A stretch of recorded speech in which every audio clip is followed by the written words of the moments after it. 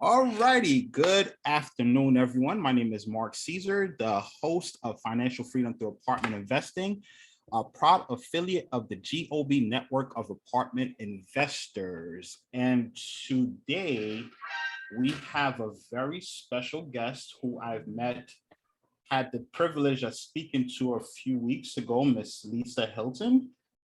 Just a brief background on Miss Lisa. I should have had this stuff ready, right? So, Miss Lisa is the host of the Level Up REI Podcast and founder of LisaHylton.com, a real estate investment firm that was created for entrepreneurs by entrepreneurs to build passive income and wealth through tax-efficient real estate investments. When she's not buying real estate, you can find her hiking, paddleboarding, practicing yoga, taking in evening walks, swimming, traveling, embarking on wine country getaways, and trying new adventures. Man, that is the life. Miss Lisa, thank you so much. I appreciate you taking the time out to speak on this platform and educate us on your specialty, which is raising capital for commercial real estate investors. So please, the floor is yours, ma'am. Okay, yes. Thank you so much, Mark, for having me. I really appreciate it. I thought to myself, okay, raising capital, I'm still growing in this space. So I hope that with this presentation, I will be sharing what I have learned along my journey, noting that I am not I haven't arrived at some destination out in the far distance, but just in my journey, this is where what I've sort of learned along the way. So for me, raising capital for real estate, some of the key things I wanted to speak about today when Mark asked me to do this, even though I do not remember you asking me, Mark, but it's okay. I don't remember, but nonetheless, couple key things. I think the first thing is one, getting together your brand. And then number two, figuring out what is going to be your platform. And I'm going to dive into these and, as I'm doing this, as we go through. And then number three, that I think is really important is, building your network. So starting with brand. So a lot of people, I think, underestimate the power of building a brand. But many of us today chances are doing something different from real estate syndications. In my case, I was an accountant, a CPA. And that is when someone thought of me, they've always ever thought of me as an accountant or a CPA, and not necessarily real estate and not real estate syndication. So the importance of building a brand, thinking about putting together a website or getting super clear about who it is that you're seeking to serve, these are all a part of your brand. So getting clear on who you're wanting to serve, once you're getting clear on who you're seeking to serve, then building your website. So that way the content that's on your website is addressed to who you're seeking to serve and not just everyone. Because if you're trying to if you're trying to boil the entire ocean, it's not going to happen. So it's really important to think about, okay, I am serving entrepreneurs and business owners, and I'm specifically serving women entrepreneurs and women business owners.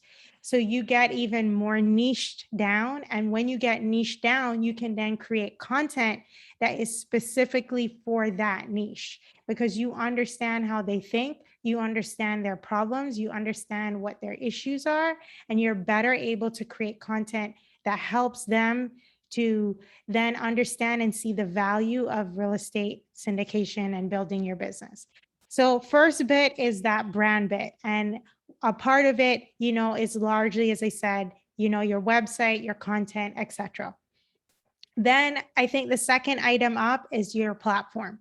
So many people You may have heard of the book called The Best Ever Apartment Syndication Book by Joe Fairless. So in that book, he talks a lot about, his journey of creating his platform. That book influenced me when I was thinking about what I wanted to do. In addition to that book, I also did a course. I remembered in the fall of 2019 that it gave me exposure. Yes, Angel has the book. Awesome. And I also did a course that gave me exposure to blogging, podcasting, affiliates, YouTube. I think that's it. So it gave me exposure to all these different ways to create content, also to make money. And from getting exposure in that's when I discovered that, video and podcasting is something that I could do.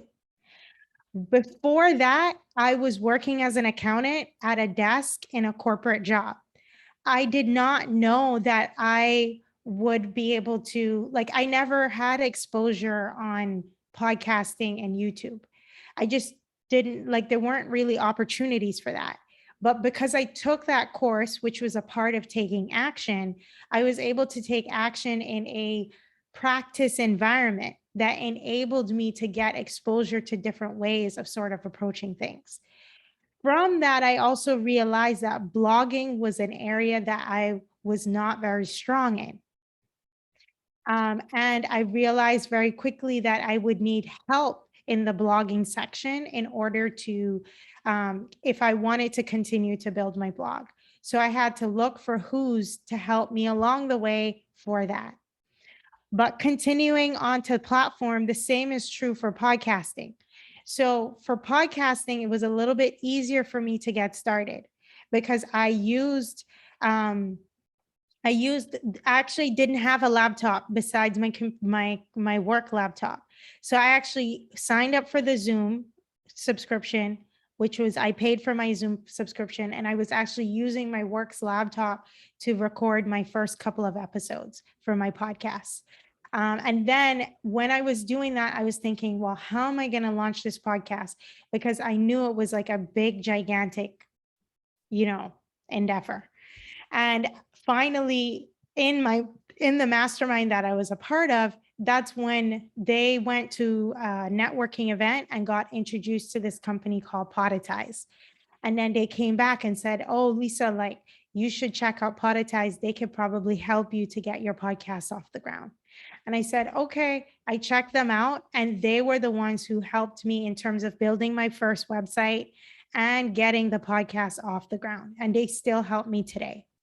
So during that process, I've also met other podcasts, Streamlined podcast, which I recently recommended to Mark to check out, who can also help people. If you're in here and you're seeking to raise capital, you're going to need to create a platform. And that platform for some people could be podcasting. For other people, it could be a blog. For other people, it could be YouTube, but it needs to be something. Because the reality, one of the three of those things, because the reality is you need to be creating content that's working for you when you are not working. Because this is about raising capital, and people need to see multiple touch points of you before they feel, many people need multiple touch points before they actually move to do anything. So the more of that content that you have out there that is succinct with what it is that you're trying to do, so it's in alignment with your message, who you're seeking to help, your oh yeah, and this is interactive, right, Mark? So we can take questions. I'm good with taking questions. All right, if you want, we're moving at your lead. Yes, Chelsea, you have a question. Hi, Lisa. Thank you for joining us today. I'm hearing you talk about building a brand. However, I am not in the real estate industry. I am in international affairs. Mm-hmm. I know I'm really in the beginning stages of this journey. So how do I build a platform and a brand when I don't know that much? Great question. So a couple more questions for you, Chelsea. So you said you are in the international affairs, you said? Yes. What are you seeking what do you want to achieve? Well, from a selfish standpoint, I want to earn more than what my 9 to 5 pays me right now. Okay. So are you seeking to move into real estate? Maybe if like down the road, I would like to have that option and that flexibility. So so what is driving your decision to build a brand? That's my question. I didn't prior to this, I didn't know I had to or needed to build a brand in order to do real estate or investing or raising capital. I have a brand that I'm working on that's outside of real estate, but not necessarily tied to real estate. Got it.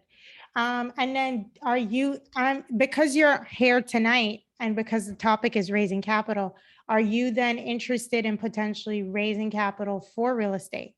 Yes. Great. I would like to do apartment buildings. Okay. So you actually are answering your question, because your original question was, why would you need to build a brand? And it sounds like now you're saying that you are interested in getting into real estate and your focus is actually apartment buildings and you want to raise capital. Yes. Great. So a part of building the brand is that some people, are in a situation where they are around people who are fairly wealthy and they don't necessarily need to build a brand because they can just they can tap into their natural network and are able to raise money easily. But for those people that don't have that luxury, or if you're in a situation where you're trying to make a career out of real estate investing, all teams are going to need to be able to raise capital. Because real estate is a capital intensive business. So it's going to require you to be able to always have more capital to be able to buy more projects. And if you are working with investors who, if your investors are able to, if one investor is able to only invest 50K or 100K in a given year, then you're doing, say, maybe 4, 5, 6, 7 different projects in 1 year. And each time that you're doing one of those projects, you're going to be in a situation where you're going to need to raise 50K from those investors. Then you quickly get to a point where your network of investors needs to grow. And that's why you ultimately are going to need to build a brand, so that where you're constantly, going through the process of educating, attracting, nurturing, educating, and getting to know investors who ultimately determine that they want to invest with you. So hopefully that helps in terms of the reason why you want to build a brand if you are raising capital for real estate. So going back to the platform, going back to what I was talking about with the podcast. So yeah, I quickly realized that I needed a who also in the podcast as well. And while I could be the who to do the podcast, I would need someone to do the production and to be able to get it, all through the different channels. Yep. You're welcome, Chelsea. Get it all through the different channels. So that's when I hired Podetize. So you don't necessarily need to go through Podetize. As I said, there's also Streamline Podcasts. That's another really good one. So if you're on today and you're thinking, man, Lisa, I need to build a brand, then think about, maybe you're going to create a podcast. Maybe you don't want to do a podcast. Maybe you do a blog. Maybe you're like me and, blogging doesn't work for me. Then we can talk about how you can hire someone on Upwork to help you with writing blogs. And those people can help with, you can test a few of them. Like maybe you hire 3 writers on Upwork and you give each of them the same topic or the same project and sort of see what they come back with. And you then choose whichever one is the best one for you. And it's probably ideal to have maybe 1 or 2 multiple writers, just in case you need different content, or someone needs to take a break or whatever. So that's what I would say in terms of the platform. Also then connected to that, so we talked about podcasting, we talked about blogging, and then YouTube. So YouTube, I think, is very much underserved in a way by the real estate space, in the sense that I don't feel like there are a lot of people that are using YouTube, but more could. So like if you're at a situation where you're like, you know what, I don't really have the money to be using Podetize and Streamlined, and I don't like writing, but I would still like to do, the video type content, you can utilize YouTube, because YouTube is a little bit more friendly when it comes to being able to create content and just post it. And then you can repurpose it into like Facebook groups, on LinkedIn, all these different places, getting people to help you to chop the data up to the different social media outlets. Then the network. So there is something here that I think Robert Kiyosaki said. He said, the richest people in the world build networks and everyone else looks for work. It's something that I have on my whiteboard. And this is very important, in my opinion, when it comes to raising capital for real estate, or raising capital in general, or just building a business in general. It doesn't matter what kind of business. I think that building a network is critical. And I think many people underestimate the power of building a network, as well as they underestimate how easy it probably could be. So one of the ways, so why build a network? A network enables you to have people that are always warm to you.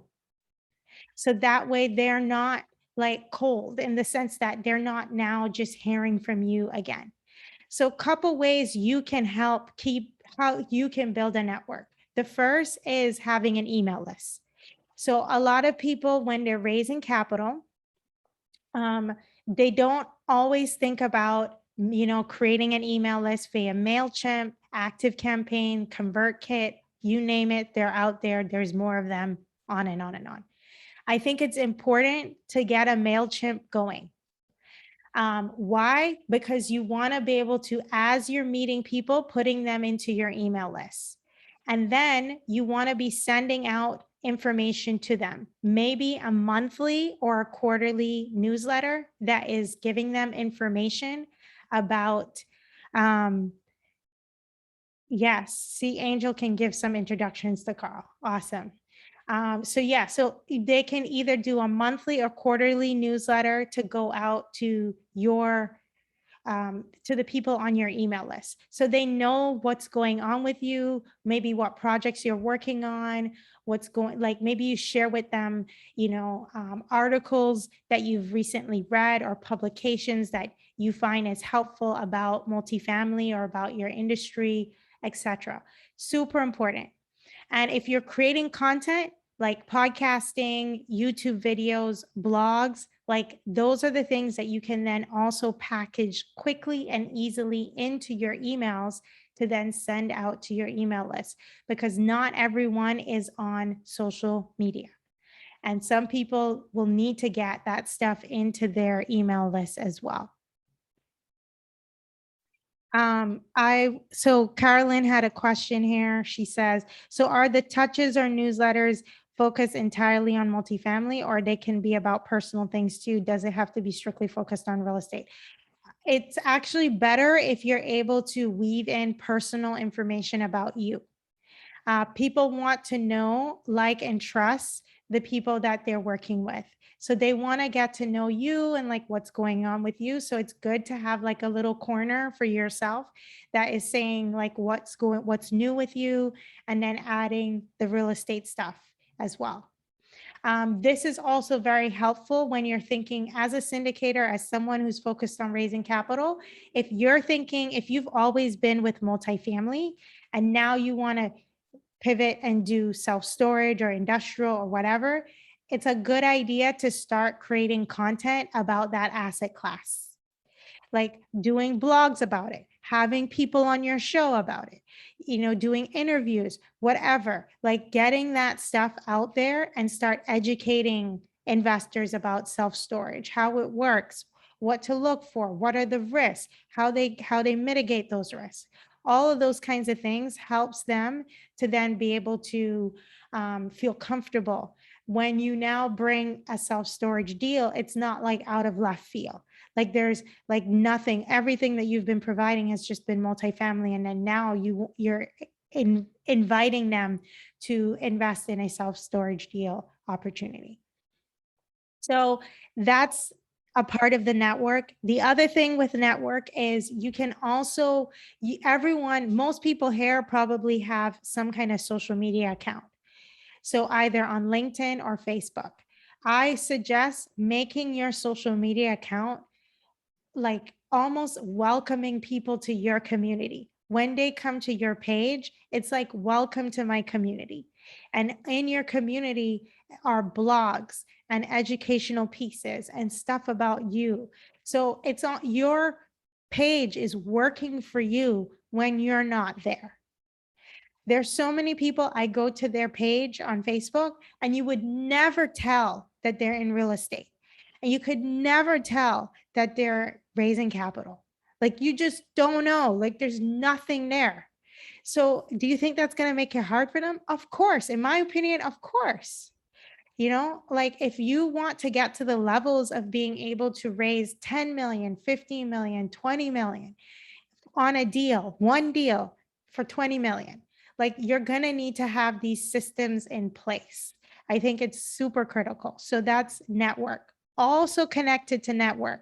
If you now have realized, you know what, I have time, I have virtual assistants, I have people that can help me, then perhaps consider creating a Facebook group.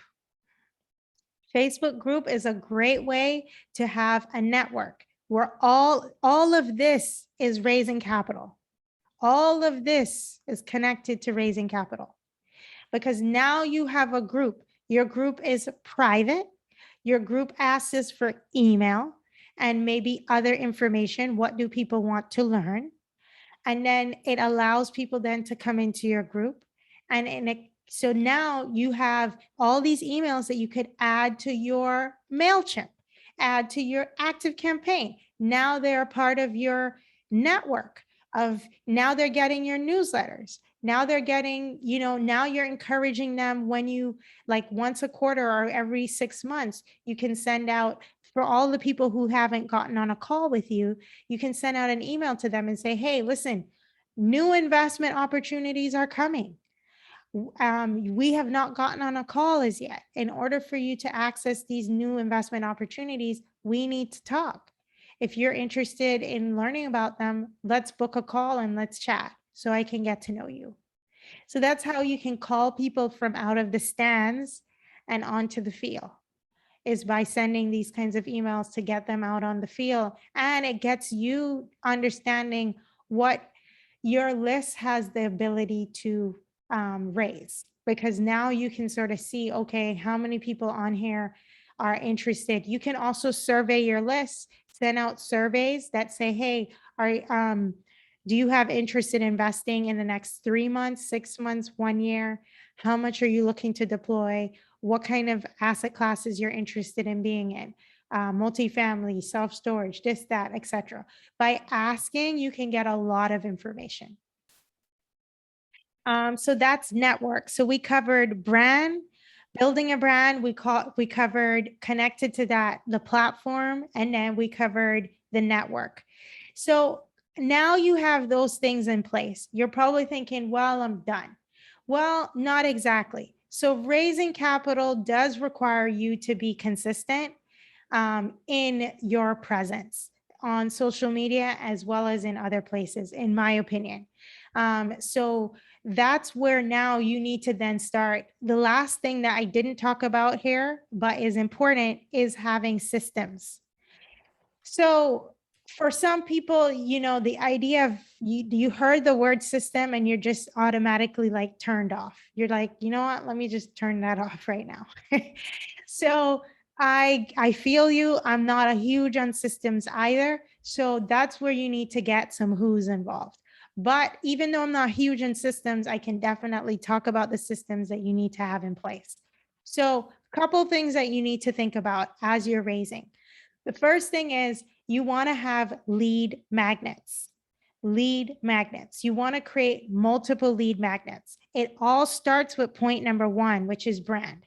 In brand, you identified the kind of people you want to serve.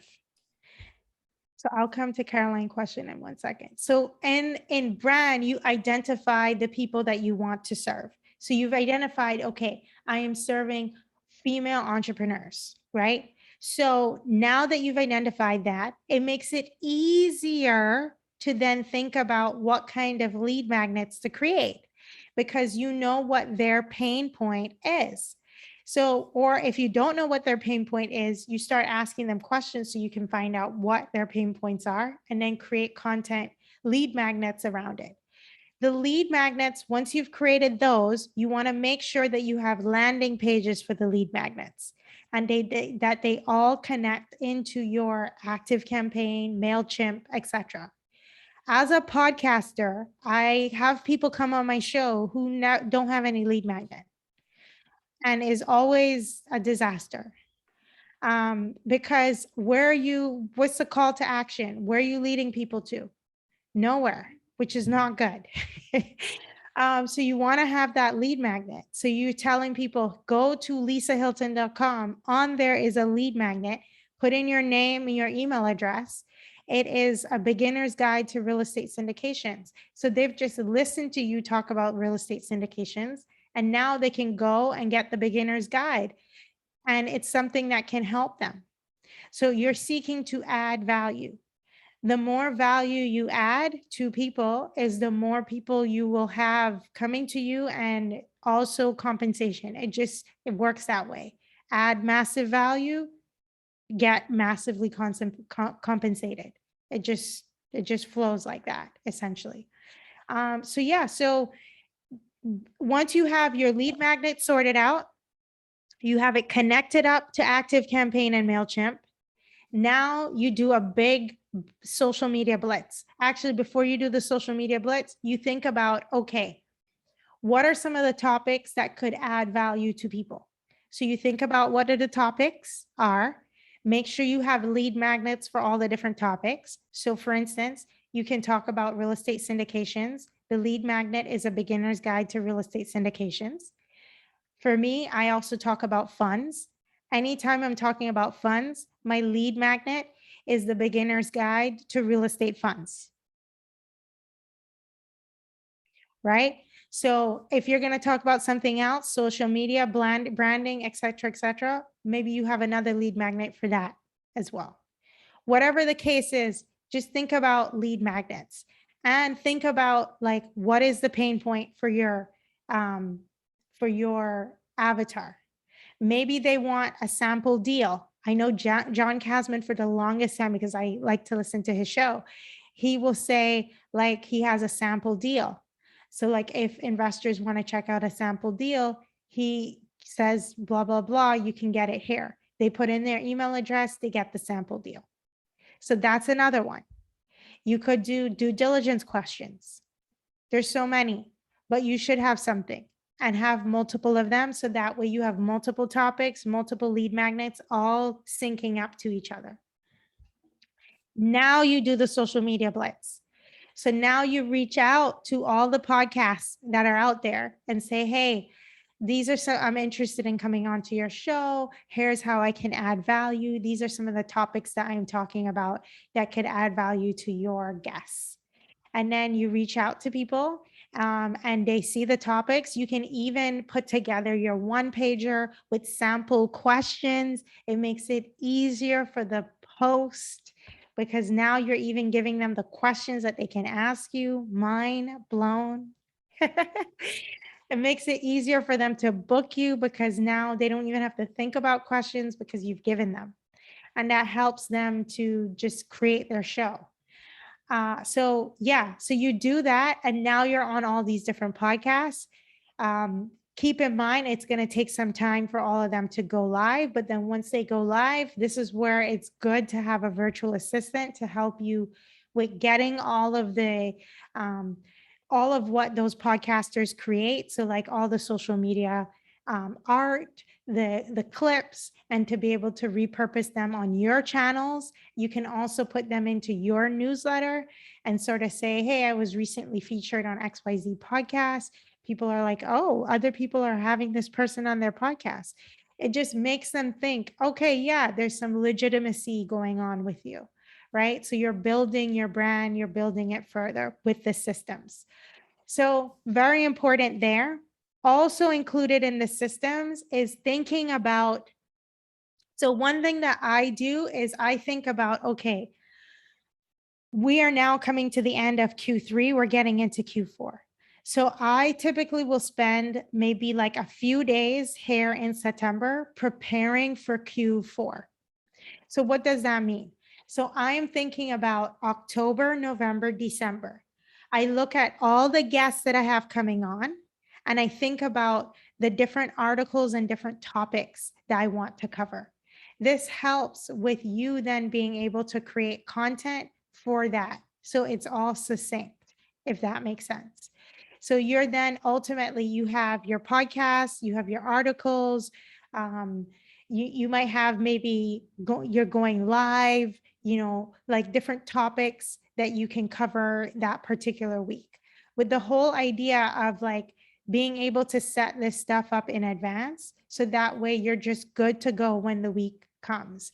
And you can use things like Facebook Suite to, put all your different posts in. There's also another one that slips me right now that can help you across all the different social media platforms as well. So I would say like these are like super important. They help you to be able to manage the whole social media process. So that way it's not as much, it doesn't eat up all of your time every single day. And then let's see, anything else for raising capital?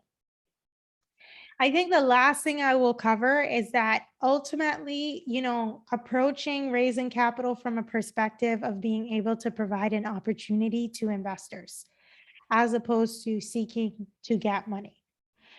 Because the reality is you want to be able to, you're ultimately adding value to people by being able to present them with deals that they ultimately will help them to be able to get what they need. Either it's cash flow, tax benefits, appreciation, whatever the case is. So I think it's like really important to have come from that mindset, because sometimes people do come from a different type of mindset, thinking that they're just, asking people for money, which that's not necessarily the case. You're actually being able to provide them with an opportunity to get involved in an investment that they wouldn't have been able to get involved in otherwise. So that's the bulk of what I have to say on that. And then it says, so Caroline had another question. Can I ask a question about brand? When you say to think about the community you want to serve or the person or avatar, is it the people we plan to help eventually? I guess I want a little clarification when you get the chance. Okay, great. So yes. So for instance, like for me or for anyone else that's out there, especially in the very beginning, I think it's really important to niche down on who it is that you want to serve. So for me, like I'm focused at the moment on women and business and entrepreneurial women. So that then enables me to sort of think, okay, what are the struggles for business and entrepreneurial women? What are their challenges? What are their pain points? Why would they want to invest in real estate? Why should they consider investing in real estate? A lot of people aren't even thinking about it. It's not even on their radar. So you have to like tap into what their concerns are and match for them how their concerns would be solved by making this investment, how this investment could add value to their life. Because maybe they're a tired landlord. That's another great avatar, tired landlords, because those are people who they're fed up with being a landlord. They're done. They're finished. and they probably haven't even considered real estate syndications. So like you're focused on them and it's like, okay, well, here's how I can help you. If you're interested in investing in commercial real estate, you can then get the opportunity to invest in these deals without having to do any more landlord duties. So a lot of really, I think that's a really good one. Yeah, so Aaron has, are you open to doing partnerships with raising capital? Of course. Aaron is so funny.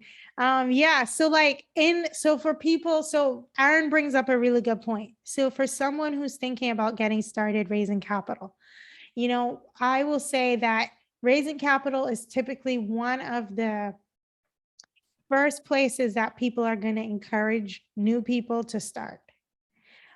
Primarily because if you think about it, right, if you're working in corporate America, do you have experience asset managing big multi-family units? Probably not, right? And if you're trying to buy a 100-unit apartment building and you've never asset managed a 100-unit apartment building before, it's going to be a big stretch. You're going to need to partner with other people. So I think that real estate is definitely a team sport. And I think it's syndications, real estate syndications, it definitely is key to it. Raising capital, I think that people should seek to, take a look at what they're good at and sort of seek to match up, marry what they're really good at with what are some of the rules in the real estate syndication space, as well as just real estate space in general. Maybe joint venturing if that's a better fit for you, or just, straight out buying properties on your own. Like, I think it's really important to be aware of yourself and like what you are willing to do and you're not willing to do. And yes, some things might be uncomfortable, but also sort of thinking about like, is this discomfort coming from, I don't want to grow, or is it coming from, I just don't want to do that.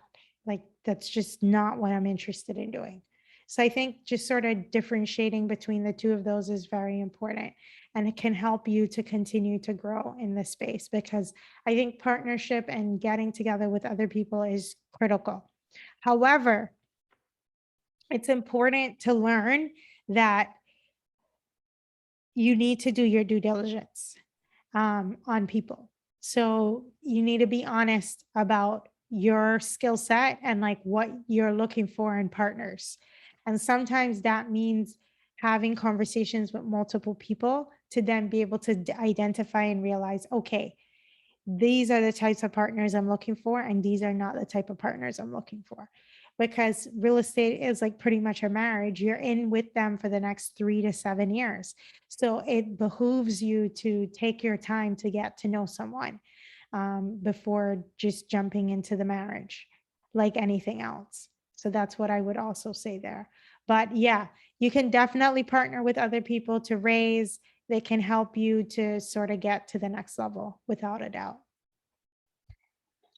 I don't, and then have you thought who yeah, so my target audience is women, and entrepreneurs, business owners.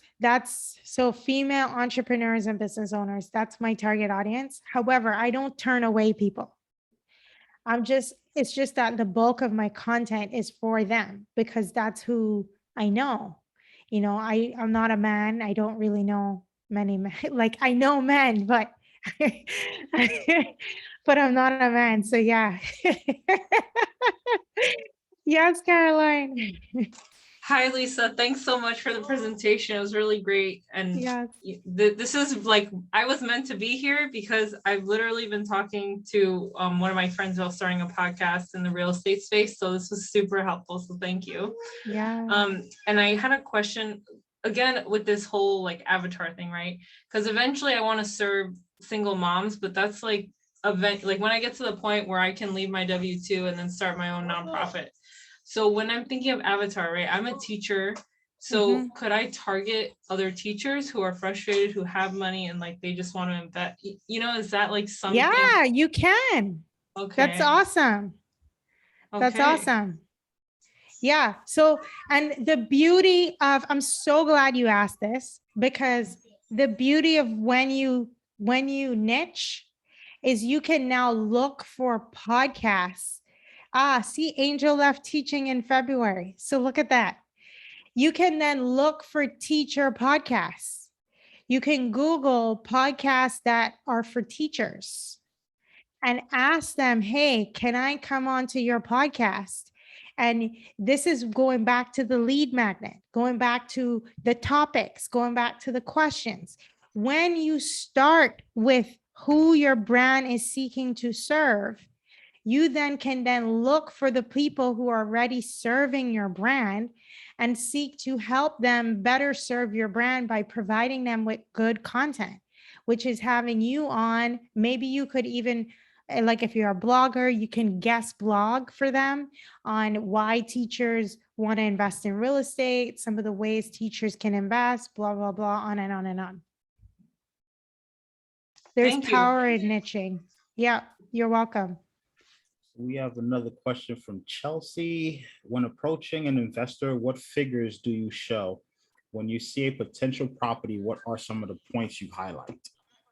Yeah, so great question. So for me, when I'm looking at a deal, a couple things that I look at. One, I want to know where the deal is located. So the first thing I'm looking at is where the deal is located. And some of the things I'm looking at is also the things that I'm going to touch on when I seek to share the deal with someone else. However, I caveat that by also saying, I think about what that person is looking for.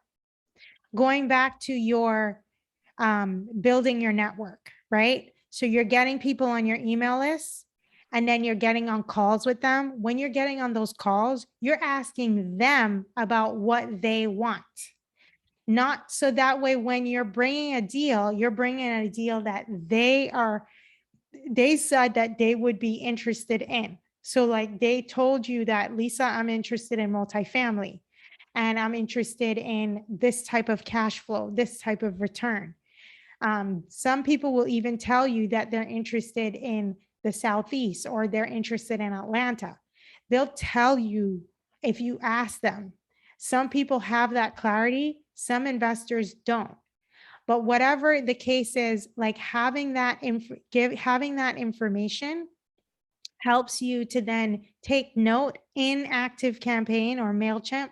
Well, I don't use MailChimp, I use ActiveCampaign. So I can take notes. I will take notes in MailChimp. In ActiveCampaign onto what people say to me.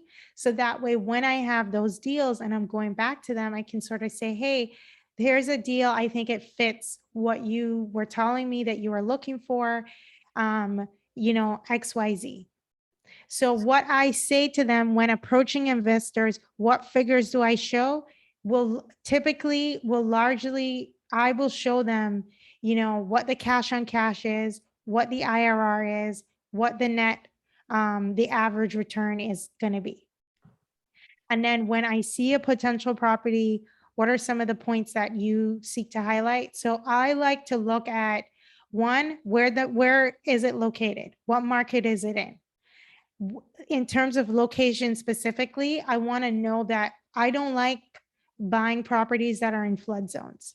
So if it's in a flood zone, like I get a little bit hesitant because like that's just added risk.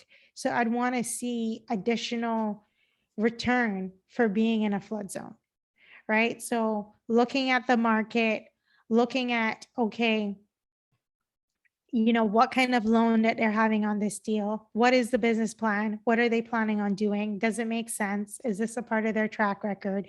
Is this just a wash, rinse, repeat, which decreases execution risk? So if that's the case, then these are strong things that are pointing me into that direction. Also, a market that has strong population and job growth, very important as well. Go ahead, Aaron. Oh yeah, Aaron. Hey, Lisa, great presentation. Love it.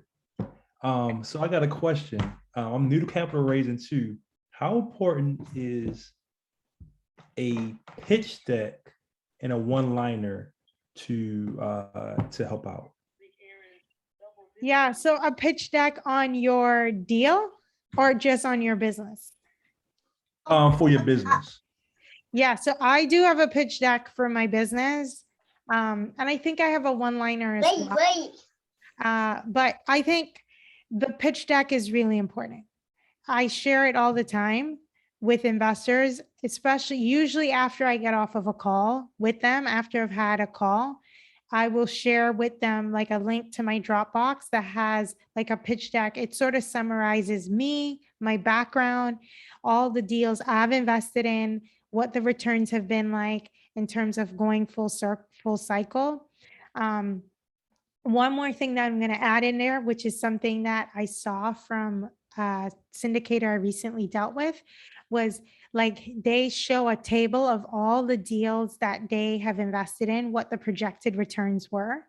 And then all same deals, they also have another table that shows the actual. So people can sort of see what projections were and how did the deals actually perform. And it also shows information about like for the deals that are currently in progress, like what's the situation, on track for distributions or behind on distributions because of X, Y, and Z. So it just gives a lot of transparency, which I still do attract a lot of accountants. I do understand for many of them, their horizon for investing might take a little bit longer as they continue to kick the tires. But things like this helps them to provide them with some kind of track record. So it's almost like I'm building my own track record of the investments I've invested in. And then as I continue to invest in more deals and they go full cycle, like being able to show that, you know, the people that I'm working with as well. So I hope that helps. It does, and I definitely will talk to you afterwards about it. Yes. So we have a question. Do you have a one-liner, Aaron? I do. And a one-page. What's your one-liner? He put me on the spot right here. So I have a one-liner like on my page, but it's something that I'll show you because I got a review on my pitch deck and things I got to work on, like my logo needs to be changed and things like that. So I'll definitely talk to you afterwards about it. But my one-liner is still under construction, but it's more so like we think about you first, profit second, something like that. I'll let you know. We'll talk about it. I see. Okay, there you go. Go. Yeah, so Mark had a question. How difficult was it for you to break through coming from a corporate job? What were some of the challenges you faced? Yeah, well, so I'm still breaking through. Like I haven't arrived anywhere yet. This is a journey, is what I would say. But I think one of the biggest things is like mindset. Mindset is huge. A lot of times like the way you think when you're working is completely different when you're an entrepreneur. And it's always, for me at least, like thinking about who can help me to build the vision that I have in my mind, and like who can I partner with, and like learning how to partner with different people, always recognizing your strengths, like uncovering your strengths and like seeing, oh, this is a strength, this is something that I do very well, and to be able to see that value, also seeing the value in yourself. Not everyone gets to that place where they can easily see their value. And it sometimes takes time. Sometimes people underestimate what they're good at, or what they're not good at. Like because they probably haven't tried it. So I think those are a lot of the things. I think for me, being willing to start messy was difficult for me, but necessary.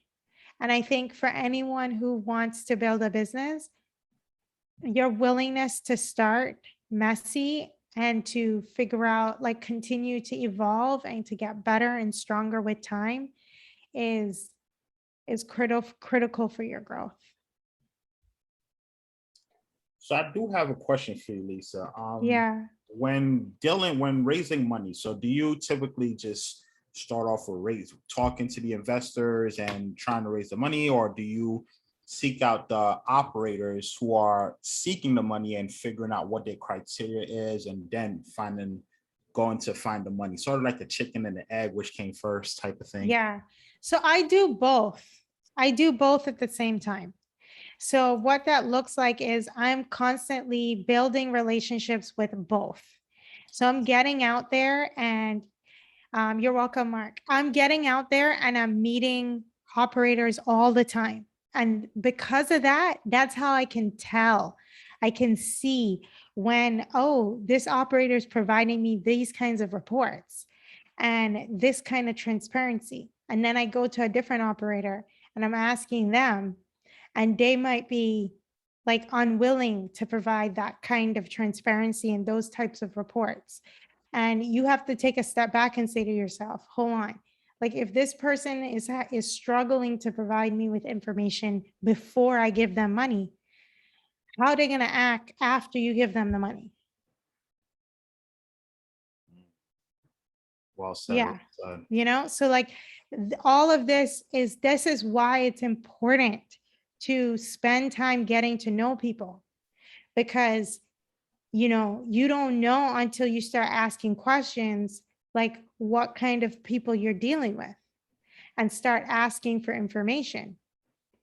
And I think it was Rob Beardsley who I heard recently, like he was talking about the kind of transparency he provides, about like on a quarterly basis, they show like what they were projecting and like what their actuals are. And I remember saying to him, wow, like I don't know no other syndicator giving that kind of information. And he said, yeah, this is what he sees, like as he's dealing with like, I guess, trying to raise money from more sophisticated, more qualified investors. They're like looking for more transparency and more information.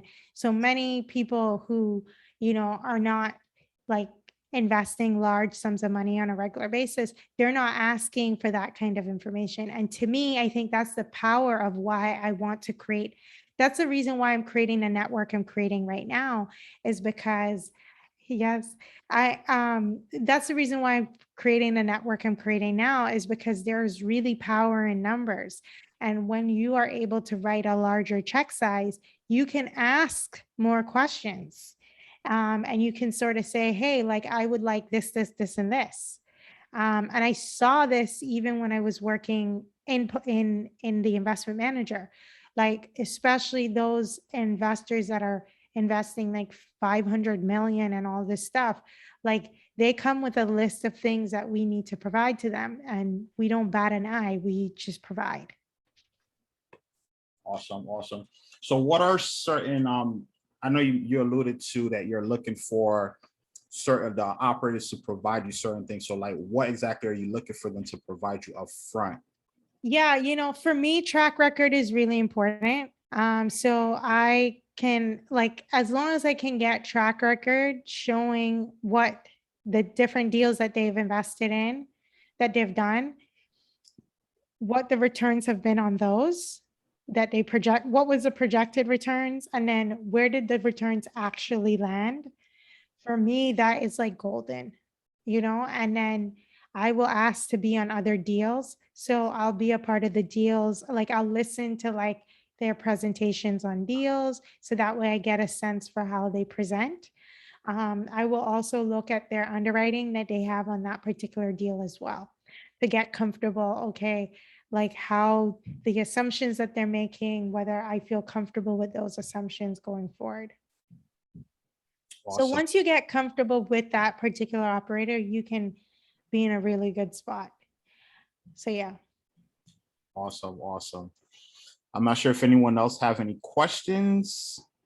The floor is one open. thing I will say is, most recently I sort of thought for a second that what I was doing was sort of not like was sort of abnormal. And then one day I met a lady who does this in the institutional space. And I was surprised. So the company is called SCS Financial. And what they do is investors invest their money there, and their responsibility is to find operators to deploy the capital into. Yep. So they don't operate any deals. You can go check them out. SCS Financial. They don't operate any deals. I repeat. Investors come to them seeking to deploy capital, and the investors are coming because they have expertise, knowledge, experience. And what they're doing is they're looking at the operators, and because they have all these investors, they can then pool the funds and then present to investors, hey, these are a deal. They can choose which deals or what funds they want to be into based on what they're trying to achieve. And they don't do deal by deal, but they primarily do funds. So they'll look at, some of the big fund houses to deploy capital into them. But like, it really inspired me because I was like, wow, like there are people who are doing this on a much larger scale. So yeah. That is truly amazing. Opening up the floor if anyone else have any questions for Lisa at the moment. Feel free to ask them now. Yeah, SCS Financial is the name of the company. I don't have a question. I just want to say, Lisa, fantastic presentation. Thank you. Thank you. I appreciate it. You opened my eyes about, as far as not just the avatar, but also the monthly newsletter. Primarily my focus is not on money raising, but it's good to hear. Sometimes you got to keep an open mind because somebody can always teach you something and give you some idea. Mm-hmm, mm-hmm. So I appreciate Yeah, it. one of my coaches, Good Egg, Annie Dickerson, I never forget, she said to me, and I have not been very good at doing this. I admit I need to hire a virtual assistant to help me, but she was like, Lisa, whatever you do, make sure you send out a newsletter. She was like, whatever you do, send out a newsletter, please. She was like, people need to hear from you. Your list needs to hear from you. And all those newcomers you're seeing raising crazy amounts of money, some of them, their story is that they have been building a list. They just didn't have any deals for a while.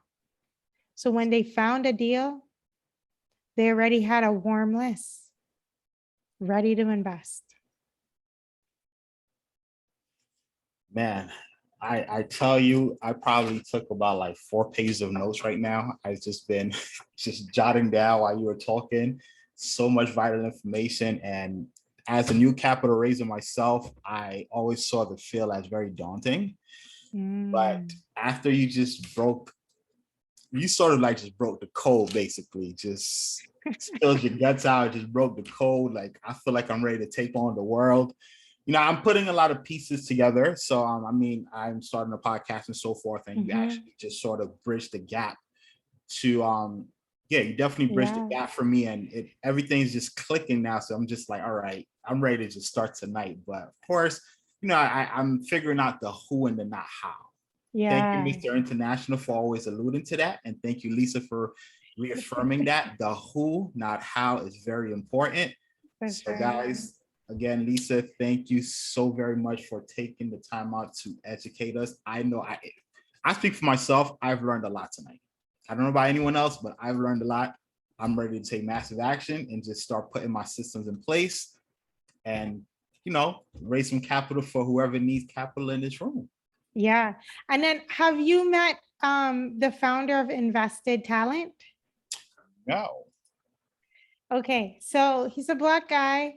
His name is escaping me. So I was on his podcast before this. And that's what was sort of holding me up a little bit longer because it ran on a little bit longer than planned. But his name is Ruben Kanya. If you haven't had him on the meetup, which you obviously haven't had him on the meetup because you haven't met him. So I would recommend, I can make an introduction. I can connect you to him. I definitely. So appreciate what he does is he has a company called Invested Talent. You focus on being the brand and we'll help you build it. Where is Aaron? He had to go. No, he's still there. So Aaron gave his one-liner. I saw his one-liner in the chat. Would focus on capital preservation first and second on growing your money. We take a conservative approach to investing. So that's Aaron's one-liner. And I am on this guy's website, Invested Capital. His one-liner is you focus on being the brand. We help you build it. Okay, so say no more, right? When you hear that, it's like say no more. But yes, his name is Ruben Kanya. I can make an introduction to anyone who needs an introduction, but why he's someone that you probably want to be introduced to is because if you're going to create content, like me, I create tons of content. However, I don't have capacity to chop up all this content. Like, I just don't have capacity. I'm sorry. A part of it is I don't have creative ability. Like, it's not like my creativity gets me to a certain point. And then after that, I need help. So these kinds of people are good to know because they can help. He's very systems orientated. So he can his background is IT, and they can take it to the next level. So I'm going to actually have a call with him for my stuff because I can only take it so far. After that, I need help. Most So, yeah. definitely. Can you let me know too, please, Lisa? Yeah, I'll connect you as definitely. well. I'll Okay. connect both of you. Okay, gotta but start that's working it. on my Hopefully one-liner. that helps people. It was definitely very helpful. Again, if nobody took anything out, I think Hunter Thompson put it as this: when you go to a meetup, find your $2,000 person that's going to add to you. So Lisa, thank you for being my $2,000 person because you surely added to me, and You're I will welcome. definitely replicate it. And for you and everyone else, listen, the video will be posted by tomorrow. So if you want to refresh and just rewatch this again, for those who came in late, a ton of vital information that if you're looking to raise capital, please connect with Miss Lisa. She is a wealth of knowledge, even though she says she's on the journey, but she's a wealth of knowledge. I spoke with her for 30 minutes 2 weeks ago, and she just blew my mind. So thank you, Lisa. And You're welcome. before we stop this recording, if you lovely folks wouldn't mind turning on your camera, so you know the drill. We're gonna smile, pamper your faces, and let's smile. Let's take the snapshot. I'm gonna try to do this right today. I've been screwing my pictures up a lot lately. And just in case the SEC said, we're raising money, SEC want to talk to us, we got the picture to prove it. So just bear with me 1 second. Let me find this app. All righty. I'm ready, Mark. I know you are, sir. I know you are. Man, I hate this thing. I don't know how to do it on this computer.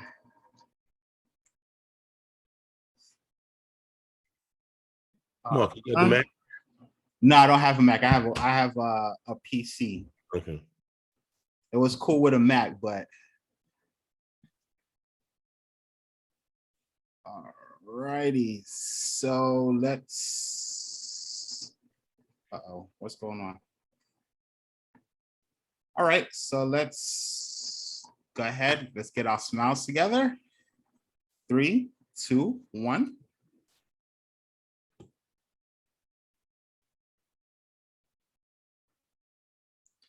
Right, let's just do one more. 3, 2, second. 3, 2, 1. Uh-oh, what's going on?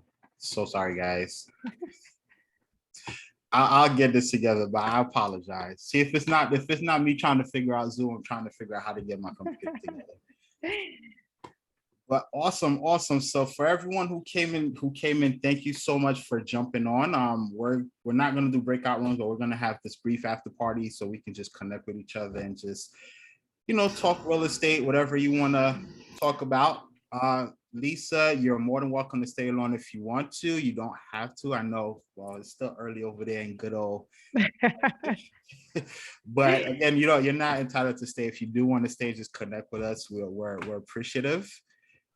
So again, thank you all for being on the Financial Freedom Through Apartment Investing and learning more from Lisa Hylton about raising capital for commercial real estate. Again, the link, the video will be posted on the YouTube channel by tomorrow. I will drop the link on the in the chat now. All righty.